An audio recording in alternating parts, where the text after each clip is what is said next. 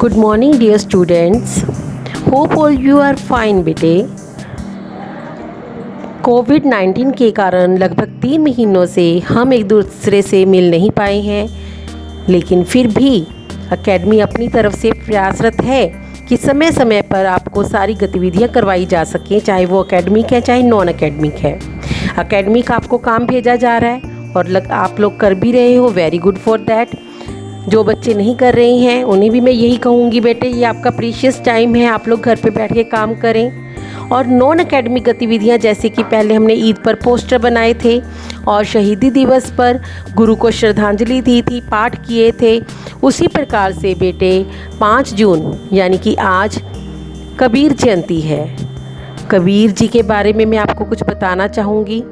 कबीर जी एक संत कवि माने जाते हैं जो निर्गुण भक्ति शाखा के कवि हैं। हमारे जो भक्ति शाखा है उसे 2 में विभाजित किया गया है, सगुण और निर्गुण। सगुण भक्ति शाखा में भगवान का रूप मानकर उनकी पूजा की जाती है, जबकि निर्गुण भक्ति शाखा में उनका रूप न मानकर कण कण में भगवान का विराजमान मानकर उनकी पूजा की जाती है। तो कबीर जी एक ऐसे ही संत थे जो कण कण में भगवान का वास मानते थे। संत कवि होने के साथ साथ वो एक दार्शनिक भी थे, जीवन का अर्थ समझते थे। वो एक योद्धा भी थे। योद्धा इसलिए क्योंकि वो जात पात को नहीं मानते थे। शुरू से ही जब कबीर का जन्म हुआ था उस समय में जात पात का बहुत बोलबाला था, लेकिन कबीर जी ने हमेशा ही जात पात का विरोध किया, आडंबरों का विरोध किया, इसलिए वो एक योद्धा भी थे।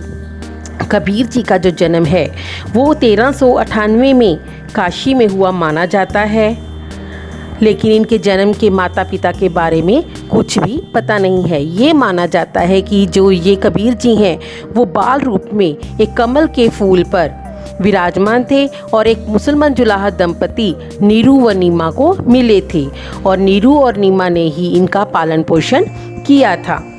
उसके बाद इनका जो जीवन है वो काशी में ही बीता। कबीर जी शुरू से ही इन जो धर्म के नाम पर गलत काम हो रहे थे, आडंबर हो रहे थे, उनका विरोध करते थे और वो सभी को प्रेम से इस धरती पर रहने के लिए कहते थे। वे शास्त्रीय ज्ञान, लड़ाई की अपेक्षा, शास्त्रों के ज्ञान की अपेक्षा वो सांसारिक अनुभव ज्ञान को अधिक महत्व देते थे कि हमने संसार में कैसे प्रेम से रहना है। वो केवल सत्संग में, भगवान के सत्संग में विश्वास रखते थे और मानते थे कि ईश्वर एक है, वह निर्विकार है, उसका कोई रूप नहीं है, वो अरूप है। हर मनुष्य में भगवान का वास है। कबीर जी के गुरु के विषय में भी मतभेद पाया जाता है। उनके गुरु रामानंद जी भी बताए जाते हैं और कुछ लोग मानते हैं कि उनके गुरु एक मुसलमान भी थे। रामानंद जी जो थे वो एक गुरु जो थे, पंडित थे, तो उन्होंने भी कबीर को अपने शिष्य के रूप में स्वीकार किया। कबीर जी की जो आयु है वो 120 वर्ष की मानी जाती है, अर्थात उनका निधन जो है 1518 में हुआ। अब जो कबीर जी की भाषा की हम बात करें, कबीर जी की भाषा पूर्वी जनपद की भाषा थी।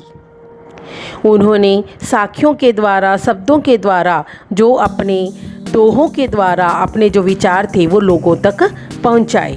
कबीर दास जी की जो रचना है वो बीजक है।